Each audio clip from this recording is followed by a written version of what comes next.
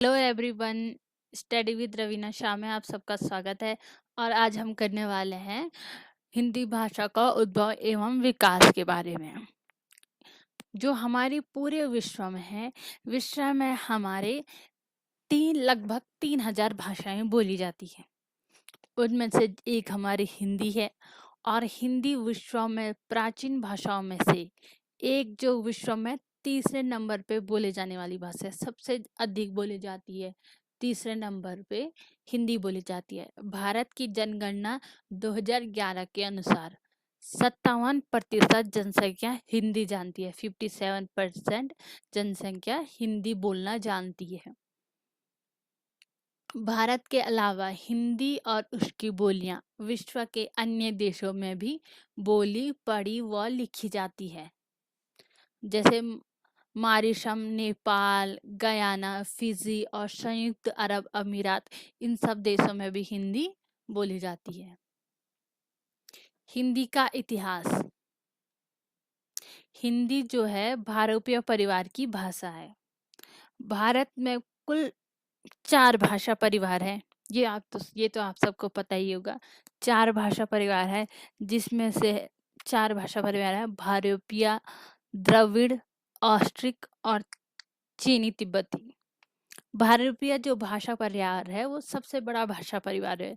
भारत के करीब 73% लोग भारतीय भाषा परिवार की भाषाओं को बोलते हैं, और द्रविड़ के 25% बोलते हैं, और ऑस्ट्रिक के 1.3% बोलते हैं, और चीनी तिब्बती के 0.7% लोग ही बोलते हैं।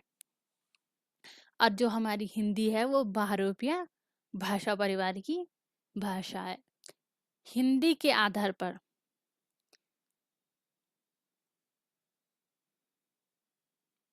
हिंदी के आधार पर विश्व की सभी भाषाओं को 2 वर्गों में विभाजित किया जाता है। विश्व की सभी भाषाओं को 2 वर्गों में विभाजित किया जाता है, सत्तम और केटुम्ब। तो इसमें से जो हमारी हिंदी है वो सप्तम शाखा के अंतर्गत आती है। भारत में मुख्य रूप से द्रविड़ भाषा परिवार तथा आर्य भाषा परिवार की भाषाएं बोली जाती है, जिनमें द्रविड़ भाषा परिवार दक्षिण तथा आर्य भाषा परिवार उत्तर में प्रचलित है। जो ये द्रविड़ भाषा परिवार है वो दक्षिण, उसके अंतर्गत जो जो भाषाएं रखी गई हैं वो उनको दक्षिण भारत के लोग ज़्यादा बोलते हैं, और आर्य भाषा परिवार के अंतर्गत जिन जिन भाषाओं को रखा गया है उनको उत्तर भारत के लोग बोलते हैं ज़्यादा। अब आता है भारतीय आर्य भाषाओं को कालों में विभाजित किया गया। जब भारतीय आर्य भाषा जहाँ से हमारी हिंदी का विकास हुआ है उसके इतिहास को जान रहे हैं, तो भारतीय आर्य भाषाओं को 3 कालों में विभाजित किया गया है। तो वो काल है हमारे, ये रहा प्राचीन भारतीय आर्य भाषा, मध्यकालीन भारतीय आर्य भाषा और आधुनिक भारतीय आर्य भाषा। ये कब से कब तक बोली गई, कब तक का ये काल था, ये मैंने आपको यहाँ पे दे रखा है। प्राचीन भारतीय आर्य भाषा, ये 1500 ईसा पूर्व से 500 ईसा पूर्व तक का काल था। मध्यकालीन भारतीय आर्य भाषा 500 ईसा पूर्व से 1000 ईसा पूर्व का काल है। और आधुनिक भारतीय आर्य भाषा 1000 ईसा पूर्व से और अब तक 1000 ईसा से और अब तक का जो समय है। अब आता है हमारा भारतीय परिवार। मैंने जो ये सब आपको ऊपर बताया है, ये इसी को मैंने चार्ट के रूप में दिखाया है, चार्ट के रूप में बताया आपको कि भारतीय परिवार में। तो देखो, विश्व में मैंने आपको बताया था कि विश्व में भाषाओं को ध्वनि के आधार पे 2 भागों में बांटा जाता है, एक तो सत्तम और एक केटुम्ब। जो हिंदी हमारी वो सत्तम परिवार की भाषा है, तो ये आती है हमारी भारतीय आर्य भाषा। इससे 3 भाषाएं निकली, देखो, धदरी और ईरानी। ईरानी भी इसी से निकली है।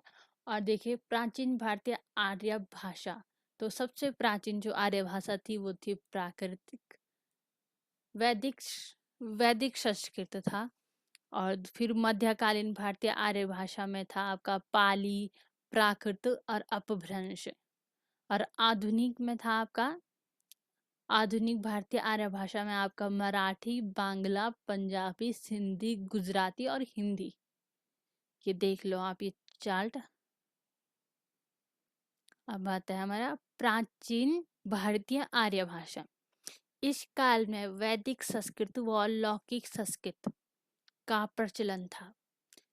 इस काल को दो वर्गों में बांटा गया है जो कि निम्नलिखित है। जो कि ये दो दे रखे हैं मैंने। प्राचीन भारतीय आर्य भाषाओं को भी दो काल में विभक्त किया है। एक है वैदिक संस्कृत और दूसरी है लौकिक संस्कृत। वैदिक संस्कृत छांदस भी कहते हैं इसे। 1500 ईसा पूर्व से 1000 ईसा पूर्व का समय रहा इसका। इस काल में ऋग्वेद की रचना हुई है। ऋग्वेद की रचना इसी काल में हुई है। ऋग्वेद की रचना हुई है वैदिक संस्कृत में। तो वैदिक संस्कृत, ऋग्वेद की भाषा वैदिक संस्कृत हो गई। अब आता है हमारे लौकिक संस्कृत। इस काल में पुराण, अथर्ववेद, उपनिषदों तथा विभिन्न ब्राह्मण ग्रंथों की रचना हुई है जो लौकिक संस्कृत में है।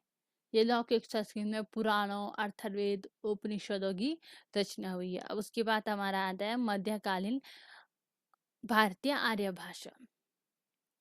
प्रथम प्राकृत काल, जिसमें आता है हमारा पाली, उसके बाद आता है प्राकृत।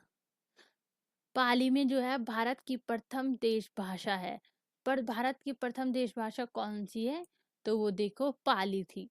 बुद्ध के सारे उपदेश जो है वो पाली भाषा में ही प्राप्त हुए हैं। इसी मागधी भाषा के नाम से भी जाना जाता है। पाली को मागधी भाषा के नाम से भी जाना जाता है, याद रखना। अब द्वितीय प्राकृत काल में आता है हमारा प्राकृत, जो कि 500 ईसा का था। भगवान महावीर के सारे उपदेश एवं सभी जैन साहित्य प्राकृत भाषा में है। उस समय सामान्य बोलचाल की भाषा में इसमें व्याकरण का अभाव था। जो प्राकृतिक भाषा है उसमें व्याकरण का बहुत अभाव था। अब आते हैं तृतीय प्राकृत काल में, तो वो हमारा है अपभ्रंश का। इस भाषा में साहित्य का आरंभ स्वयंभू कवि के द्वारा 8वीं सदी में हुआ। देखो अपभ्रंश से हमारा साहित्य का भी आरंभ हो गया था। और इसके पहले जो रचनाकार मानवा तो वो स्वयंभू कवि थे। इस काल में प्रमुख रचनाकार स्वयंभू थे जिन्हें लिखी थी पयुम चर्यु। धनपाल हुए जिन्होंने भविष्यत कहा लिखा था। फिर पुष्पदंत ने लिखा था जशहर चर्यु महापुराण। सरहप्पा ने कन्हप्पा इत्यादि हैं। अपभ्रंश से विकसित हुई आधुनिक भाषाएं निम्नलिखित है। देखो अपभ्रंश से इतनी भाषाएं निकली है, ये हमें देखना है। और मैं आपको ये देखो, मैं दोबारा बता रही हूँ आपको कि अपभ्रंश के पहले कवि का नाम होगा स्वयंभू, जिन्होंने लिखी थी पोयम चर्यु। अपभ्रंश के रूप, ये अपभ्रंश है हमारे 6 अपभ्रंश है हमारे ये हमारे अपभ्रंश है पूरे 6। देख लो 6 अपभ्रंश है हमारे। इनसे हमारी जो हिंदी की 5 उपभाषाएं हैं वो निकलेंगी। इनसे आधुनिक भाषाएं निकलेंगी अपभ्रंश से। और इन्हीं में से हमारी जो भाषा उपभाषाएं हैं हिंदी की, जिनसे कि हमारी 17 बोलियां निकली है, वो ही इनसे ही निकलेंगे। तो सौर सैनी से निकली है पश्चिमी हिंदी, राजस्थानी और गुजराती। ये 3 जो आधुनिक भाषा है वो सौर सैनी अपभ्रंश से निकली है। ये सौर सैनी अपभ्रंश से निकली है। अर्धमागधी से निकली है पूर्वी हिंदी। ये आपको ये जो बता रखा है कि किस अपभ्रंश से कौन सी भाषा निकली है, ये आपको याद रखनी है। एग्जाम में ये बहुत बार पूछी जाती है। और मागधी से निकली है बिहारी, उड़िया, बांग्ला और असमिया। खस से निकली है आपकी पहाड़ी, और ब्राचर से निकली है पंजाबी, और महाराष्ट्री से आपकी निकली है मराठी। तो देख लो, हमारी यहीं से हमारी 5 उपभाषाएं निकलेंगी।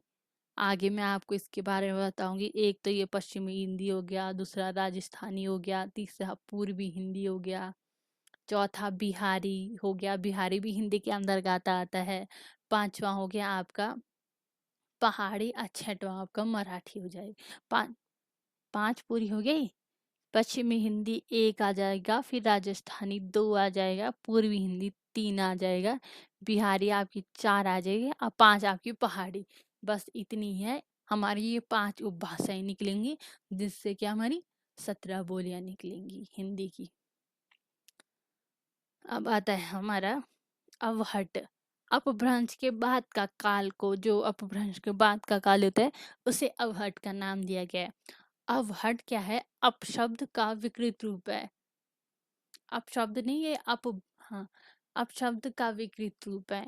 इसे अपभ्रंश का परिवर्तित रूप माना जाता है। इसका प्रयोग 14वीं शताब्दी में होता रहा। अवहट का प्रयोग 14वीं शताब्दी में हुआ, आपको बस ये याद रखना है। वैसे ये सन, जो ये टाइमिंग है, ये एग्जाम में नहीं आती है, आपको बस मेन पॉइंट याद रखना है। इस काल के प्रमुख रचनाकार जो अवहट है, तो वो अब्दुल रहमान संदेह राशक लिखी थी इन्होंने। दामोदर पंडित ने उक्ति व्यक्ति प्रकरण लिखा था, और ज्योतिश्वर ठाकुर ने वर्ण रत्नाकर लिखा था, और विद्यापति ने कीर्तिलता इत्यादि हैं। इसके जो रचनाकार हुए ये हैं। अब आता है हमारा आधुनिक भारतीय आर्य भाषा। आधुनिक भारतीय आर्य भाषा में हिंदी को 3 भागों में बांटा गया: प्राचीन हिंदी, मध्यकालीन हिंदी और आधुनिक हिंदी। हिंदी भाषा की उत्पत्ति और विकास। हिंदी भाषा की उत्पत्ति मूल रूप से शौरसैनी अपभ्रंश से हुई है। मैंने आपको बताया था ऊपर कि हिंदी भाषा का विकास मूल रूप से शौरसैनी अपभ्रंश से हुई। वैसे तो हिंदी भाषा की आदि जननी संस्कृत को माना जाता है। हिंदी संस्कृत, पाली, प्राकृत भाषा से होती हुई अपभ्रंश अवहट से गुजरती हुई हिंदी का रूप लेती है। मैंने आपको बताया ऊपर हिंदी का क्रम, हिंदी का विकास क्रम। सबसे पहले आपका संस्कृत आता है, फिर पाली आता है, फिर प्राकृत आता है, फिर उसके बाद अपभ्रंश काल, फिर अवहट का आता है, फिर उसके बाद हिंदी अपने रूप में आती है। हिंदी भाषा को 5 उपभाषाओं में बांटा गया है, जिनके अंतर हिंदी की 17 बोलियां आती है। ये भी मैं आपको ऊपर बता चुकी हूँ। हिंदी भाषा का विकास क्रम है, ये देखो, ये विकास का क्रम जो है हमें याद रखना बहुत इम्पोर्टेंट है, एग्जाम में पूछा यही जाता है। तो सबसे पहले आया था हमारा संस्कृत। संस्कृत में सबसे पहले आया था हमारा वैदिक संस्कृत, फिर लौकिक संस्कृत, फिर पाली आया था, फिर प्राकृत आया था, फिर अपभ्रंश आया था, फिर अवहट आया, और फिर प्राचीन प्रारंभिक हिंदी आया। यहाँ से अपभ्रंश और अवहट से हमारी हिंदी अपने मूल रूप में आना शुरू हो जाती है। अब हिंदी शब्द की उत्पत्ति कैसे हुई, ये देख लो। ये हिंदी शब्द की उत्पत्ति कैसे हुई, ये दिखाया है यहाँ पे मैंने। हिंदी शब्द की उत्पत्ति सिंधु शब्द से हुई है। सिंधु का तात्पर्य सिंधु नदी से है।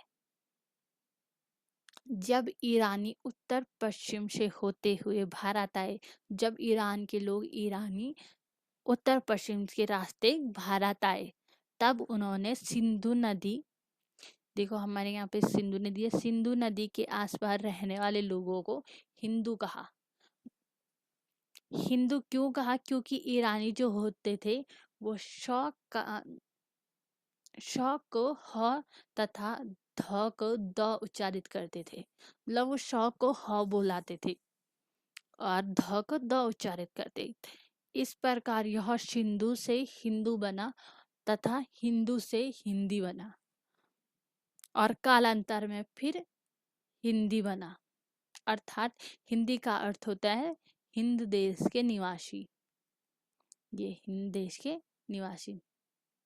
बाद में यह शब्द हिंदी की भाषा के अर्थ में हिंदी भाषा के अर्थ में उपयोग होने लगा। और हिंदी मूलतः से किस भाषा का शब्द है? तो हिंदी है फारसी भाषा का, ये लिखा है मैंने, फारसी भाषा का शब्द है हिंदी। हिंदी का विकास, हिंदी भाषा के विकास में हम 3 वर्गों में विभाजित कर सकते हैं। तो ये है प्राचीन हिंदी, मध्यकालीन हिंदी और आधुनिक हिंदी। इनको भी 3 भागों में बांटा गया है। अब आता है हमारे सबसे पहले प्राचीन हिंदी या आदिकालीन हिंदी बुला लो, या प्रारंभिक या आरंभिक हिंदी बोल लो। प्राचीन हिंदी से अभिप्राय अपभ्रंश और अवहट के बाद की भाषा से है। जब अपभ्रंश और अवहट के बाद की भाषा से, यह काल हिंदी भाषा का शिशुकाल कहा जाता है।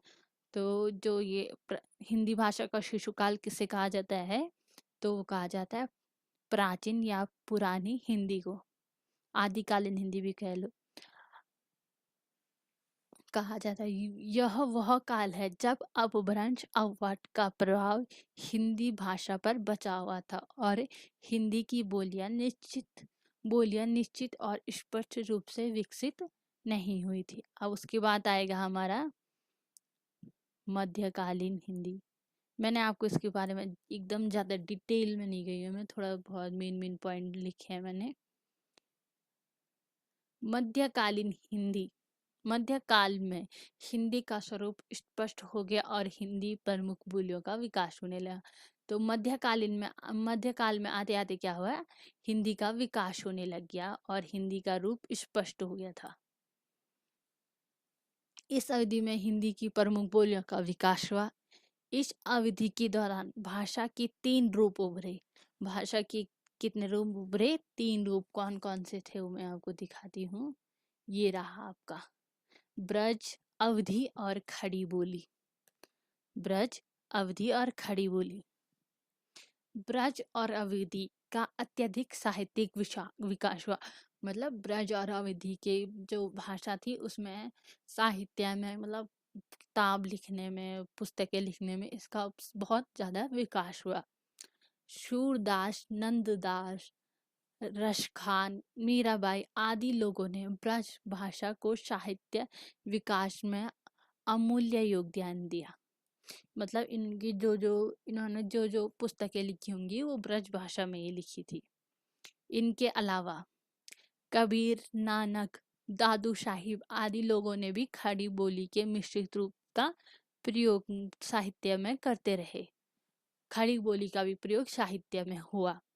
18वीं सदी में खड़ी बोली को मुस्लिम शासकों का संरक्षण प्राप्त हुआ और इसके विकास को एक नई दिशा मिली। जो खड़ी बोली हुई थी, तो 18वीं शताब्दी में क्या हुआ कि खड़ी बोली को मुस्लिम शासकों का संरक्षण प्राप्त हुआ। मतलब मुस्लिम लोग इसको ज्यादा बोलने लग गए थे।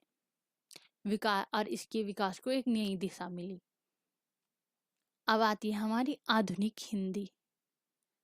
ये आधुनिक हिंदी हमारी हिंदी के आधुनिक काल तक ब्रज भाषा और अवधि हम बोलचाल तथा साहित्य क्षेत्र से दूर हो गए थे। आधुनिक हिंदी का काल जब तक काल आया तब तक क्या हुआ था? ब्रज भाषा और अवधि भाषा जो है बोलचाल की भाषा से दूर हो गई थी, साहित्यिक क्षेत्र से दूर, बोलचाल तथा साहित्यिक क्षेत्र से दूर हो गई। बोलचाल तथा साहित्यिक क्षेत्र दोनों क्षेत्र से दूर होने लगी थी। अब इसका प्रयोग बहुत कम होने लग गया था। 19वीं सदी के मध्य तक भारत में ब्रिटिश सत्ता का सबसे बड़ा विस्तार हो चुका था। उस टाइम पे हमारे यहाँ पे अंग्रेज रहते थे, ये तो सबको ही पता है। तो ब्रिटिश सत्ता में विस्तार हो चुका था। जब ब्रज भाषा और अवधि का साहित्यिक रूप आम भाषा से दूर हो गया तो उनके बदले धीरे धीरे खड़ी बोली का प्रयोग होने लग गया। उस टाइम पे क्या हुआ? 19वीं सदी में जब ब्रज भाषा और अवधी आम बोलचाल की भाषा से दूर हो गई, मतलब उससे उसका बोलचाल में प्रयोग कम होने लगा, तो खड़ी बोली का प्रयोग शुरू हो गया। ब्रिटिश सरकार ने इसका इस्तेमाल करना शुरू किया था। सबसे पहले ब्रिटिश सरकार ने इसका बोलना शुरू कर दिया था। हिंदी के आधुनिक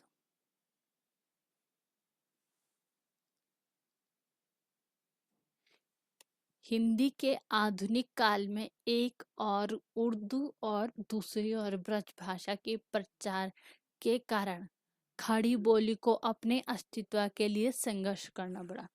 क्या हुआ? हिंदी बोली के आधुनिक काल में एक और उर्दू और ब्रज भाषा का प्रचार होने लगा, तो खड़ी बोली पिछड़ने लग गई थी। फिर 19वीं शताब्दी तक कविता की भाषा ब्रज भाषा थी और गद्य की भाषा खड़ी बोली थी। 20वीं शताब्दी के अंत तक खड़ी बोली गद्य और कविता दोनों से साहित्यिक भाषा बन गई। विभिन्न धार्मिक, सामाजिक और राजनीतिक आंदोलनों ने इस युग में खड़ी बोली की स्थापना में बहुत मदद की। परिणाम स्वरूप खड़ी बोली साहित्य की प्रमुख भाषा बन गई। खड़ी बोली क्या बोली? साहित्य की प्रमुख भाषा बन गई। आधुनिक हिंदी में खड़ी बोली को हम 5 वर्गों में विभक्त कर सकते हैं। खड़ी बोली को कितने वर्गों में विभाजित कर सकते हैं? 5 वर्गों में विभक्त कर सकते हैं। तो इसका पहला है पूर्व भारतेंदु युग। खड़ी बोली का यह काल 1800 से प्रारंभ हुआ।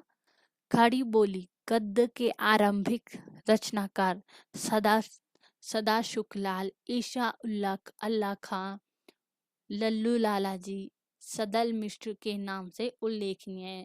इस काल की खड़ी बोली उर्दू से प्रभावित थी।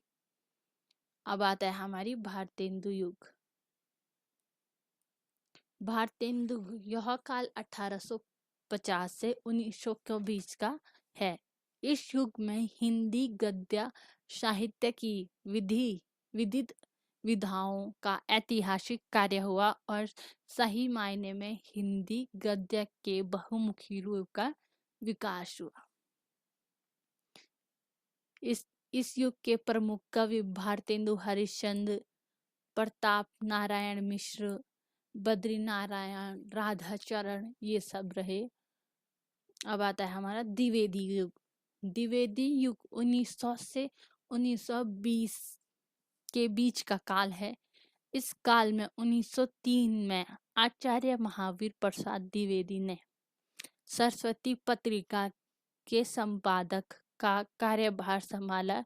वे सरल एवं शुद्ध हिंदी भाषा के प्रयोग के पक्षधर थे। इस काल में ब्रज भाषा तथा खड़ी बोली का विवाद समाप्त हो गया और खड़ी बोली में सुंदर सुंदर कविताएं लिखी जाने लगी और ब्रज भाषा अब सीमित होकर रह गई और खड़ी बोली अब भाषा बन गई जिसे हिंदी भाषा माना जाता है। मतलब खड़ी, अभी मैं आपको इसके बारे में अच्छे से फिर बताऊंगी।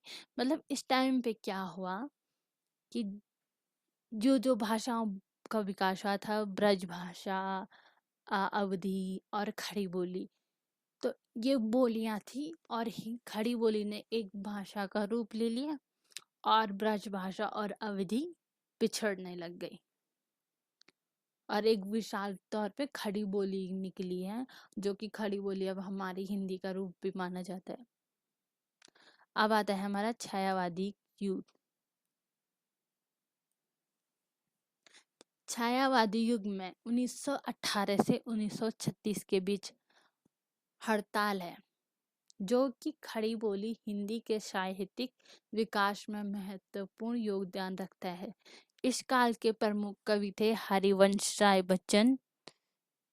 छायावादी कवि है हरिवंश राय बच्चन।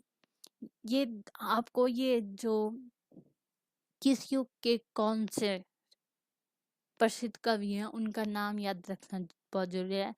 पंत हो गया, निराला हो गया, महादेवी वर्मा हो गया और राजकुमार वर्मा हो गया। ये सब छायावादी कवि थे। अब आता है प्रगतिवादी युग।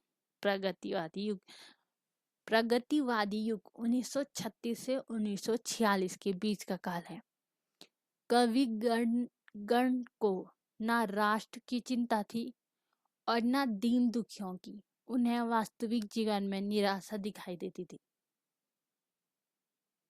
दलितों, शोषित और अत्याचार पीड़ितों के प्रति सहानुभूति, आर्थिक विषमताओं तथा शोषण का वर्णन करके कवि सामाजिक क्रांतियों का आह्वान करने लगे।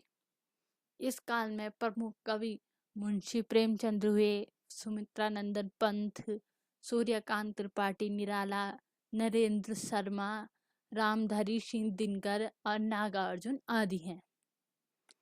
अब आता है हमारा प्रयोगवादी युग। प्रगतिवादी युग 1943 से आरंभ हुआ।